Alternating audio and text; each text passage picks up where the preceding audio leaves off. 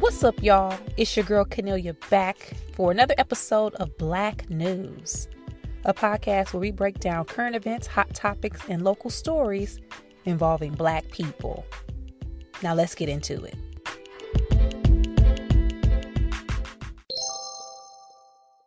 All right, first things first, guys. It's almost the end of the year. 2020 is coming to an end. So with that, we only have a few more episodes of Black News to go in this current year. I'm probably going to take maybe 1 or 2 weeks off for the holiday break because your girl's tired and I'm laying down. But I will be back at the top of the new year. I'm not sure which dates I'll be taking off, whether it's next week and the week after or what, but I'll keep you posted and we'll resume right after that. With that said, also, as always, I do have shows, maybe one more show for 2022 on calendar. So you still have one more opportunity to see me perform in LA County. Outside of that, I will be resuming with stand-up shows in 2023. So stay tuned for all of that. Follow social media, my website for all of the details. If anything exciting comes up as well, I'll let you know in real time. So I'll keep you posted and you guys will keep me posted on whatever I need to know. Okay. With that said, thanks again for the support as always, and let's get into it.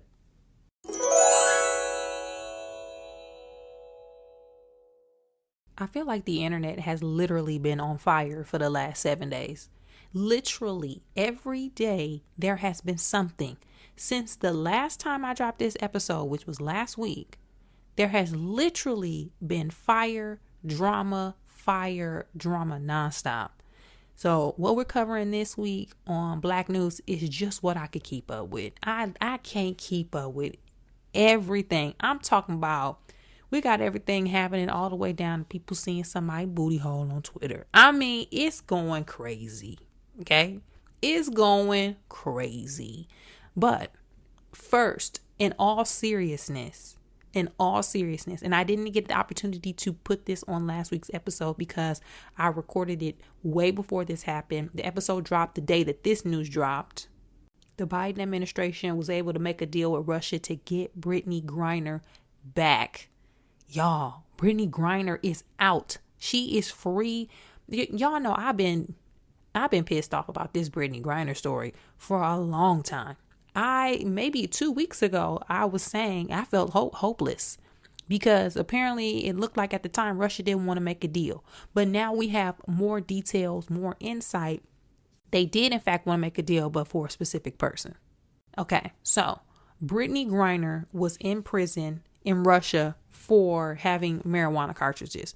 We just gonna keep it a buck. That's why.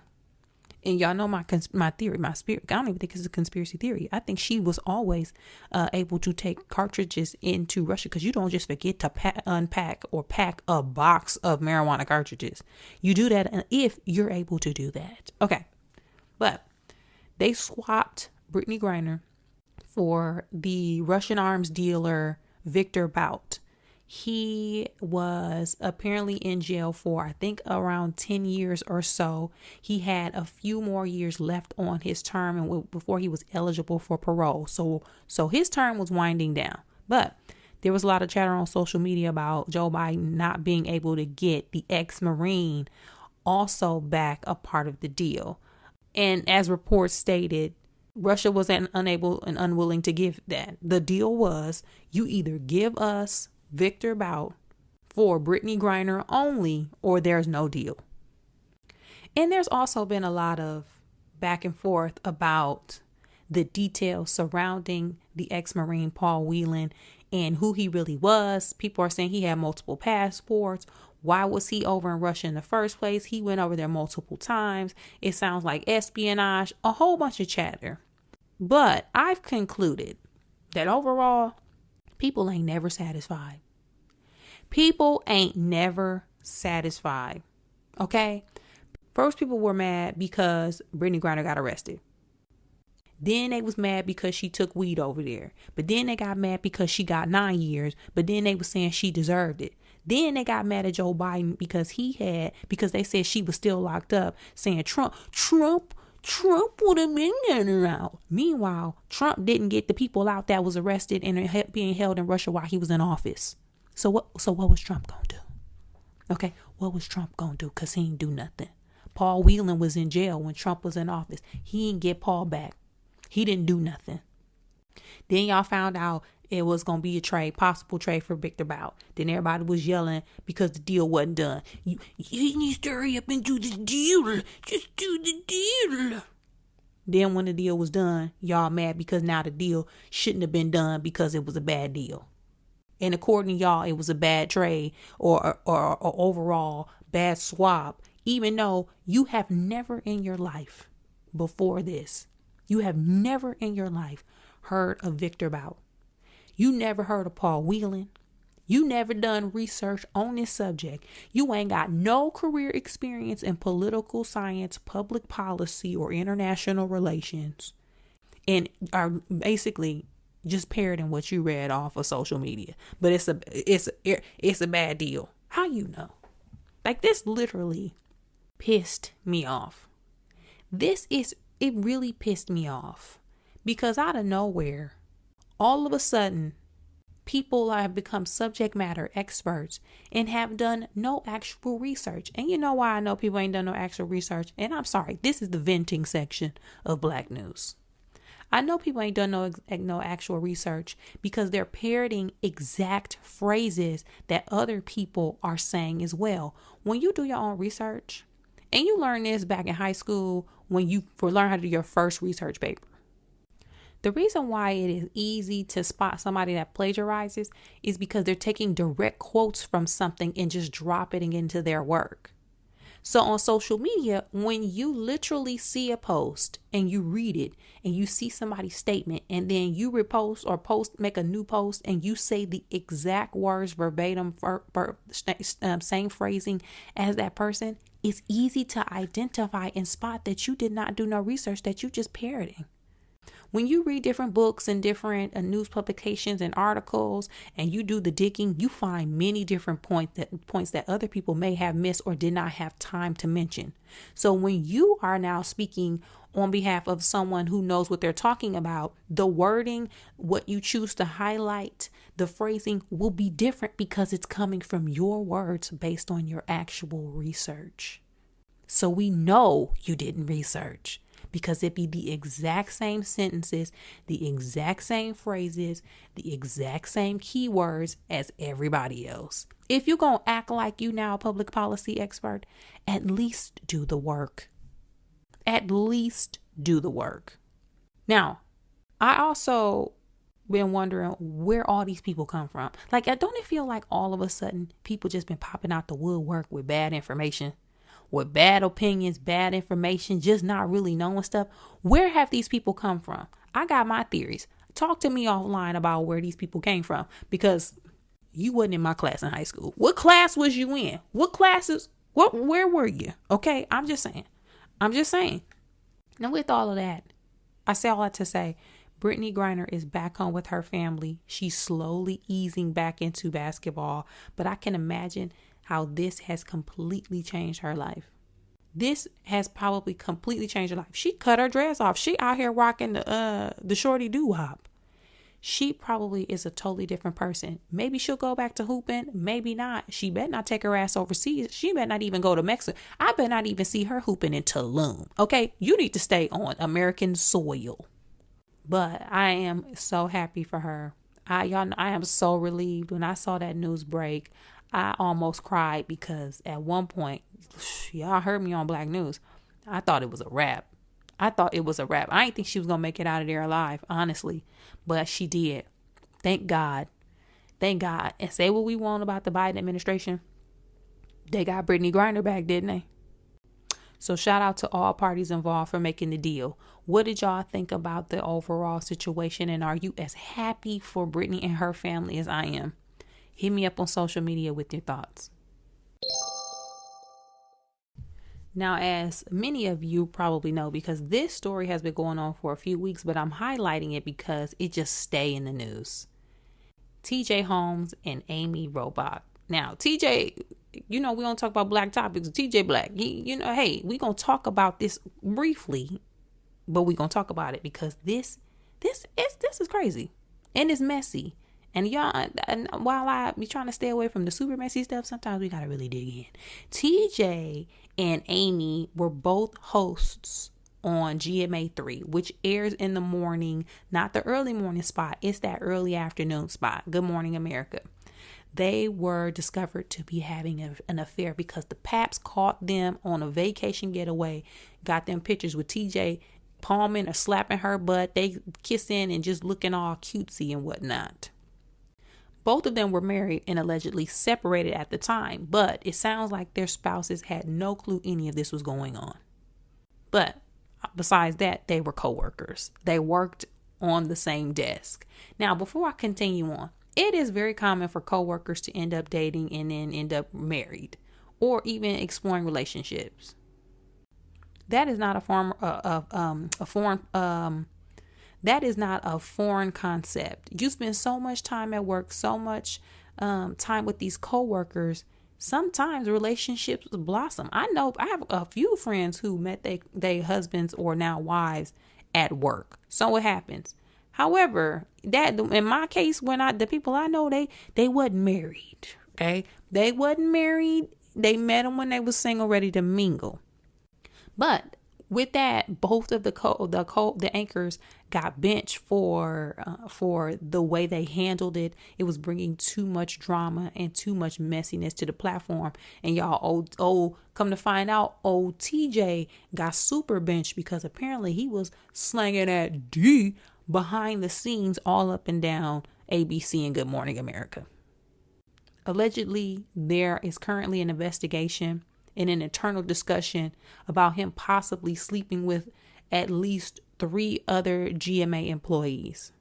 Now, people were saying his suspension and him still being benched is because he's a black man and it reflects that. However, you can't sleep with 3 of your employees. You towing the line. You towing the line. You got the loop in HR. Like if you maybe 1, maybe 2, but 3, there's a pattern. It could be looked at as predatory behavior. I don't know the details, but I'm just saying old TJ got benched because he out there slanging that D. Now, apparently some of the other news anchors over at ABC are upset because of the drama. Evening and morning anchors. Rumors were saying that all of them feel bothered because of the spotlight that's being put on them. Because as you know, to get to GMA, it takes a lot of work. And a lot of them were very serious journalists that focused on hard news. So to get to that point, you've worked your whole life and your whole career for that slot. That's a lot of money to be missing out of. And if you lose the opportunity, it might be hard to get one back again, especially for TJ because he's a black man. But temporarily, they replace him with another light-skinned black dude named DeMarco. And DeMarco ain't too bad on the eyes. Let me say that. So we'll see how this plays out. Shout out to DeMarco for getting that temporary spot. But who knows what's going to happen with any of this. Them returning, them having their reputations not tarnished with their current spouses, if they're officially getting divorced. Or if Amy and TJ will even end up together anyway. Who knows? We'll see. What y'all think about it? Do you even care? Okay. Do you care? Hit me up on social media with your thoughts at Cornelia. Now, speaking of slanging that D, it looks like Puff Daddy got a new baby.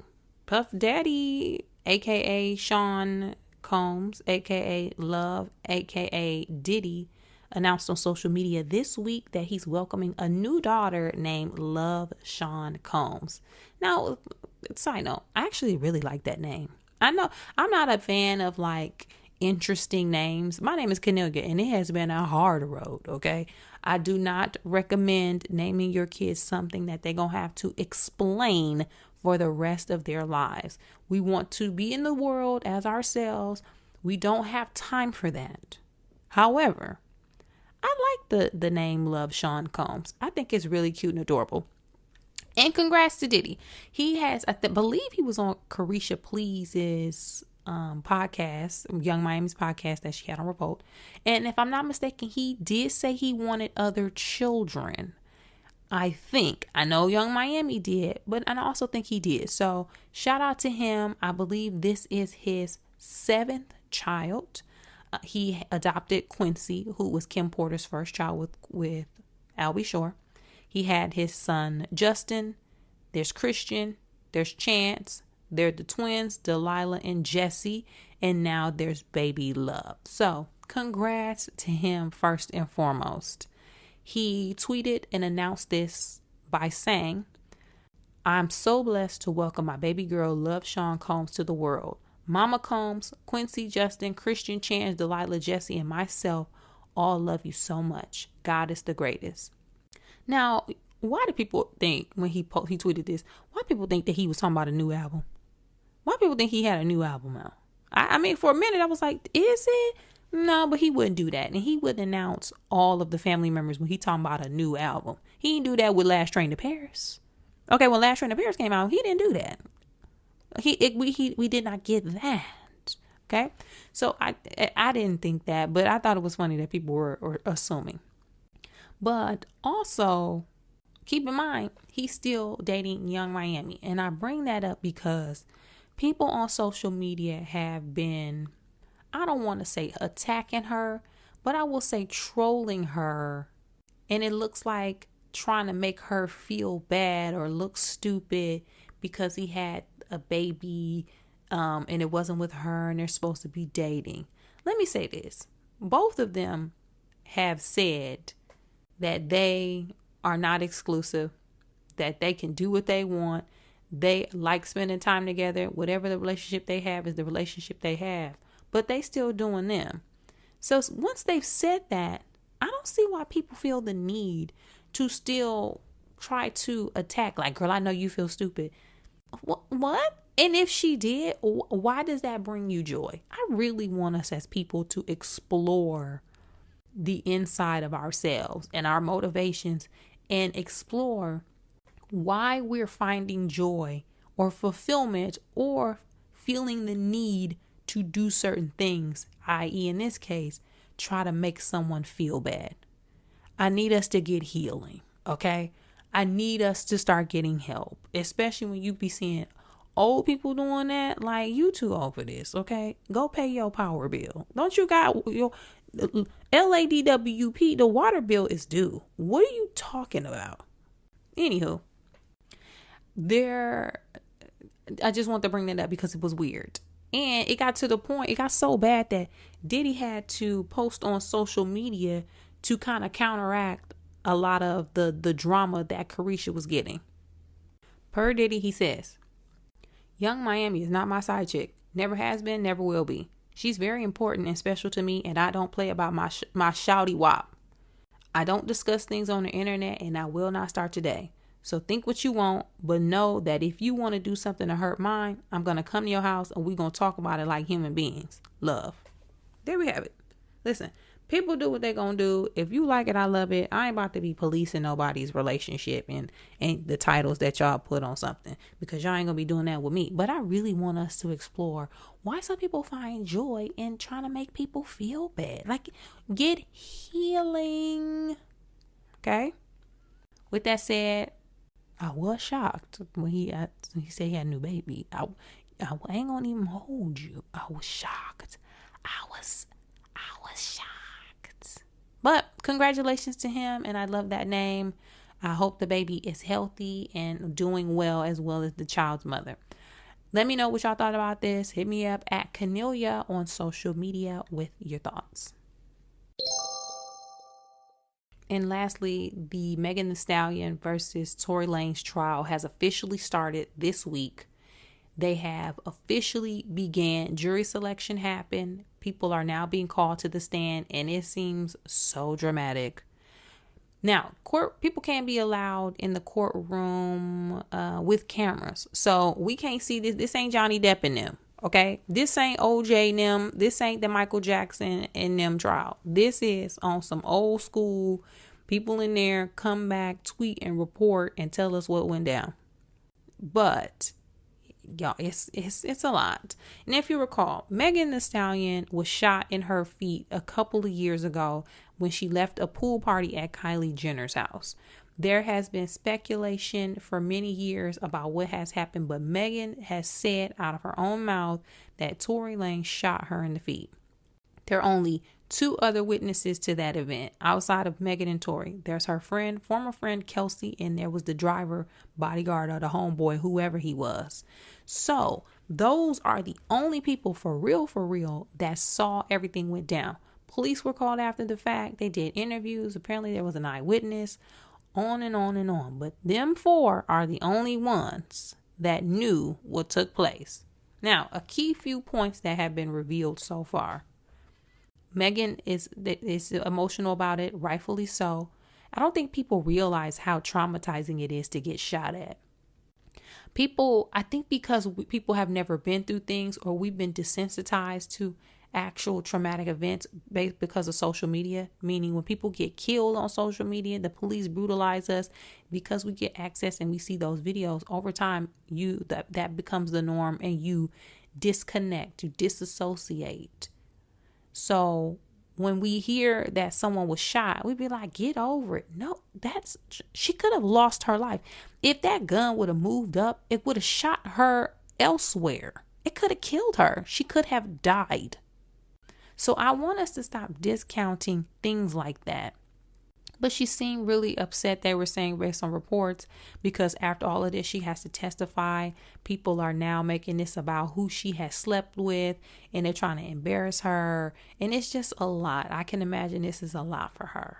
And I really feel bad that she is in this situation, because as y'all know, on the internet for the past few years, people ain't been having no sympathy. People been like, she lying, well, she got, I just don't like it. I don't appreciate it. And I don't like when people are mistreating or talking bad about young women, or young women, old women, whoever. I don't like it. But okay, a few key points. They said it was gun residue found on both Tory and Kelsey. Tory's side seems to be trying to paint the picture that Megan and Kelsey were fighting because they've been sharing the same dudes for quite some time, and that Kelsey was possibly the shooter. So, and we haven't heard from Kelsey yet. She hasn't taken a stand, nor has Tory. But this does prove one thing, that with the gun residue, a gun was actually fired by somebody in that car. So we don't know. We're staying tuned. Let's see how this plays out. I hope for the best. And again, I hate that this is happening to Megan. I just don't.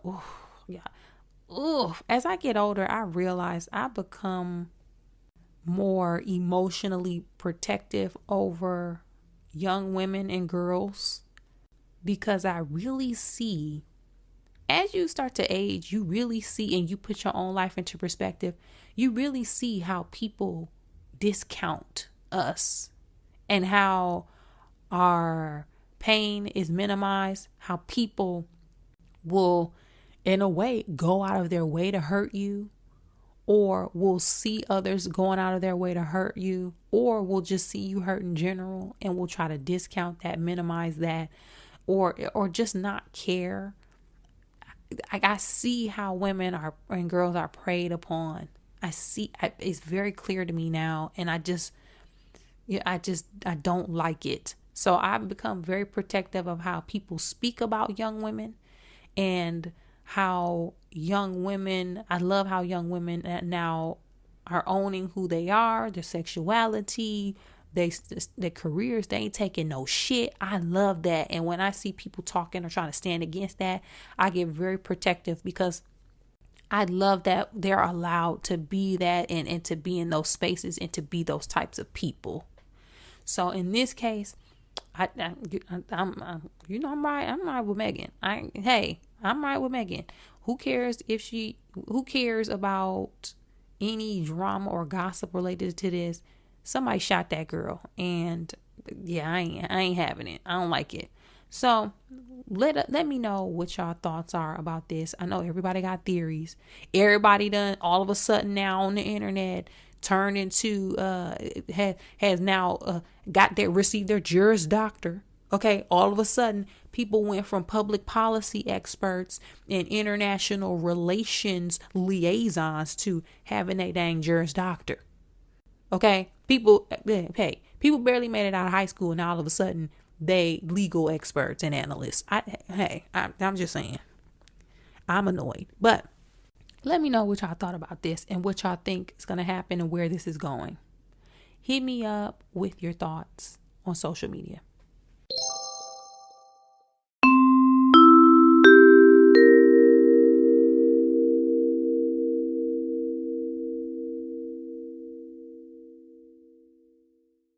To recap this week's episode, first we talked about Brittany Griner being released from Russian prison, what went into that, some people on the internet saying it was a bad trade, and our overall thoughts and excitement about this actually taking place and the deal getting done. Next, TJ and Amy both got benched from GMA 3, TJ a little longer. Apparently there's an internal investigation about some outside and some consistent behavior on his part.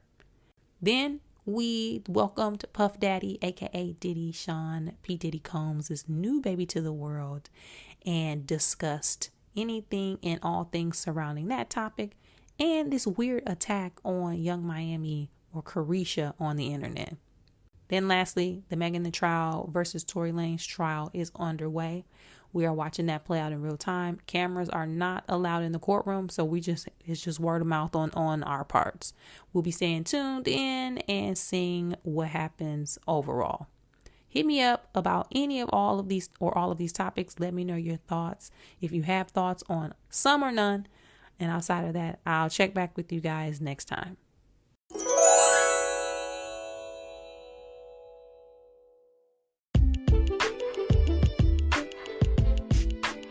That's it for this week's episode of Black News, y'all.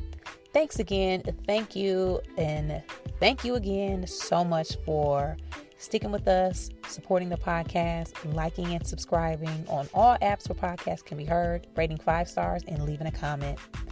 It helps more than you know, so I really, really appreciate it. And keep sharing Black News with all of your friends and family. Be sure to hit me up on social media if you got ideas for topics. Or just hit me up in general to let me know you've been listening. Let me know your thoughts. I'm at Cornelia on all platforms across the board. That's at Cornelia, like Kenny and Ophelia. Also check my website. I got some shows coming up in Los Angeles County. Hopefully get on the road soon. But for now, if you're in the LA area, hit me up. Check Cornelia.com for show dates and details. And as always, thanks again so much, guys. I hope you have a fantastic week. Keep supporting, keep growing, keep building, keep staying safe, and keep staying healthy. As always, again, I'll see you back here next time, same time, same place. Bye.